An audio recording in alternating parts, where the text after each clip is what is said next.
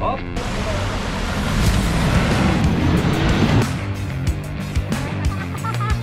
Matinat.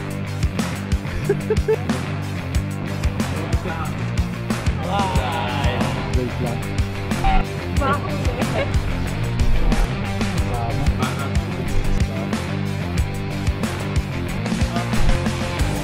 Pakita yung taas.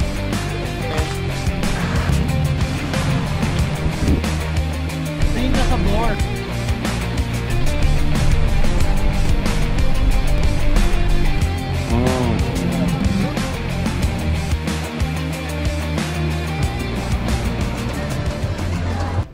Andito na tayo, nakauwi na tayo dito sa Philippines.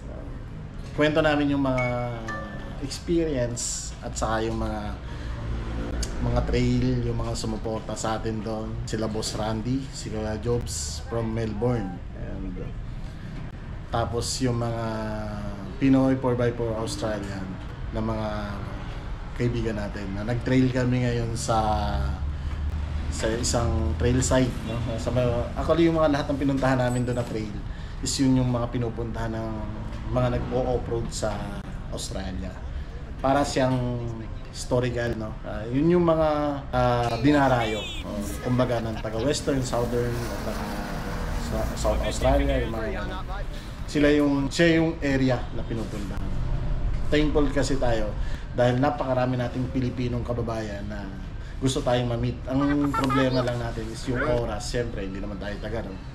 And meron tayong mga hinahabol na schedule. Hindi natin mapagbigyan lahat. Like Perth na mga off-roaders doon sa Albany, hindi na tayo nakapag-meet kasi nga 3 days lang kami. And Adelaide naman, hindi natin na pagbigyan yung mga iba nating kaibigan doon. Kasi unang-una, pagdating namin ng Adelaide, dumiretso naman kami ng Hawker, yung National Park. No? Doon naman yung camping site na isa sa pinakasikat, tapos yung tourist attraction nila ng mga rock formation. And after 3 days tayo doon, bumalik tayo ng Adelaide ulit. And nagbiyahe na ulit tayo papunta naman ng Melbourne. Pero mayroon tayong inistapan muna na isang camping site. Tapos nag-tour muna tayo. Napakaganda ng experience, good experience and good memory yung namin doon, invest namin doon. Sobrang saya. Iba yung tour na halos kalahati ng Australia na seaside, naikot natin, no? Sobrang saya. Kaso lang sobrang pagod. Yung mga ganong experiences parang nakatatak na sa buhay natin. Good experience yun and good memory. Dahil yung mga kasama natin, sobrang saya nila kasama. And then walang eksena, walang artihan, talagang cowboy lang. No? Kung ano yung na-train natin dito sa Philippines na 4x4, na group, na masaya lang, ayun yun. Sobrang nakakatuwa. Siguro, yung isa pang kwento natin doon, yung mga more kangaroo natin nakita, yung mga ganun lang. Shout out pala, no, sa lahat ng kaibigan natin, no, na-meet natin sa Australia. Hopefully magkita-kita ulit tayo next. Pagbigyan ulit tayo ni Lord ng time makapasyal ulit ng Australia. Makapag-meet ulit tayo sa kanila. And then yung medyo mahaba na kwentuhan, katulad ng Pinoy 4x4 Australia. Ang haba ng kwentuhan namin, ginabot na kami ng gabi. Talagang iba. Pagkain, alak, gano'n yung nagkikwento. Siyempre, sa Australia kasi isa sa pinakamahigpit na rules nila yung bawal ka mag-inom, no? Pag nag-drive. Kaya kwento-kwento lang kami. Sa Billy Goat naman, na-try natin yung sobrang tarik na bundok. Sabi ni Kuya Jones na medyo nakayod ng konti, no? Na kumbaga yung trail na yon hindi talaga yun yung original na trail kasi talagang medyo mahirap doon. Hardcore talaga nila. Ngayon, hindi na bago daw kayod yung ibang parts, pero nakakatuwa lang kasi gamit din natin doon yung FJ Cruiser ni Boss Randy no? Kumbaga, talagang si Boss Randy kasi supportive sa atin. Hindi lang natin nakasama kasi nga yung time nila na yon is may trabaho. Siyempre, pangit naman maiiwan yung trabaho dahil lang doon. Kasi nagpunta pa kami ng Dargo, yung historical place nila doon na yung Dargo Hotel. Yung parang old town yun ng Victoria, no? As ano yun, part ng Victoria. Malayo na yun, lalabas ka ng Melbourne para marating mo as 3 or 5 hours bago mo marating from Melbourne. Medyo malayo talaga yung biyahe. Pagkatapos nun, sightseeing lang kami ng Victoria, ng Dargo. And then bumalik na kami mga 20 kilometers, pumasok na kami ng trail. Yun naman yung sinasabi nilang pinakasikat na trail doon, yung Billy Goat. Yung isa sa pinakasikat, no? Kumbaga, yun talaga yung dinadayo doon. Yun yung hardcore nila, na isa sa hardcore na pinagtitrailan. Parang ano siya, kung sa atin i-compare mo sa atin, siya yung kung nakakaakyat na kayo ng Mount Pimayo sa Zambales, yun yung mga bato, yung mga ganon, yung mga rocks na malalaki, yun dun siya. Medyo technical talaga siya, no? Hindi siya yung katulad sa atin na sa Nakarnaputik. Doon kasi is technical. Kumbaga, ang kailangan natin doon is yung tamang angle ng gulong, tamang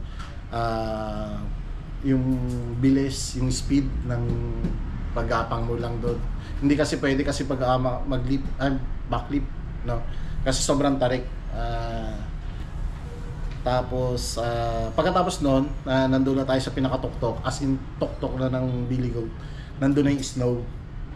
Hanggang pababa na yon, hanggang makarating kami ng Mount Bowler naman, pababa. Trail naman. Hindi ko first na nag-drive sa snow, pero kotse lang yun eh. Yung doon is 4x4. Ang hirap, mas mahirap pa sa, para ang nagdadrive sa putik, yung mga pababa na walang silbi yung gulong, dire-diretso lang. Sabi ko, tangina, bahala na. Kaya gumagano, may egis-egis yung sasakyan. Sabi ko, putya. Kaya ang ginawa namin, nag-4-low kami. And then nag-4-low kami, tapos nag-2L lang kami. Kumbaga, inalalayan lang namin yung FJ Cruiser kasi unang-una hindi sa atin yan. Pangalawa, syempre para safe tayong makauwi. Shoutout sa iyo, Jobs. Pauwi pala ng Pilipinas siya, magpakita ka sa amin ha. Yun yung isa sa pinakamaganda doon na off-road. Nakakabilib lang kasi nga ang ganda ng trail. Kumbaga, sa atin kasi maraming technical, maraming pwedeng pag-off-roadan. Pero yun kasi sa kanila is yung skill, matututo ka doon. Kasi alam niyo naman lahat sa putik, wala naman talagang magaling sa putik. Kumbaga pag putik ka na, lubluba na, winch ka lang. Yun lang naman yung gagawin mo doon. Ma-develop yung skill mo sa pag-winch. Pero sa mga ganong kasing trail nila, like yung sinasabi yung pinapaliwanag nga ng mga nagtitrail doon, 24/7, yung mga ganon, yung mga iba-ibang group, maraming mga kasing group doon. Parang yung skill mo matututo doon, yung technical, yun yung i-develop mo doon. Tapos hindi sila katulad natin doon, yung sasakyan na nila, no? Kumbaga sa kanila kasi doon ang problema ng ang problema ng rig nila doon is hindi sila makapaglaki ng gulong. Is parang 35 lang tapos all terrain. Yun talaga yung gulong na 315. Ay siyempre yung pag nag 35 daw doon is marami ng kailangang modification or kailangan approval pa ng mga sa government nila. Kaya as in, sa madaling salita, ayaw nila na mag 35 kasi nga sumasakit yung ulo nila. Kasi pag nahuli ng pulis, medyo malaki yung abala. Kaya yung iba doon is 285, 295 lang. Yun yung gulong talaga nila. Kaya gagaling ka sa pagiging off-roader doon. Kasi ano siya skill yung i-develop. Hindi yung upak ka lang ng upak. Kaya Boss Randy, pag napanood mo yung video yung ginamit ko yung FJ mo, pahiramin mo palit ako pagpunta ko dyan. Thank you Boss Randy Cruz and Kuya Jobs De La Cruz, no? Magkasintunog yung apelyido nila. And sa mga kaibigan natin dyan sa buong Australia, yung nakipag-meet sa atin. Makikita nyo lahat yung mga video natin na napakasaya ng ginawa na yun. And then yung mga nagpa-plan, no, mag-overland doon. Kahit pa paano may tip na makikita kayo dyan. Siyempre, iba-iba naman tayo ng gustong puntahan. Pero kasi yung pinuntahan namin, yun yung mga sikat lang na pinupuntahan ng mga nag-o-offroad at nag-o-overland din sa Australia. Abangan nyo lahat yung overland and tour natin and trail sa YouTube channel natin na FSR Autoworks Offroad Unlimited.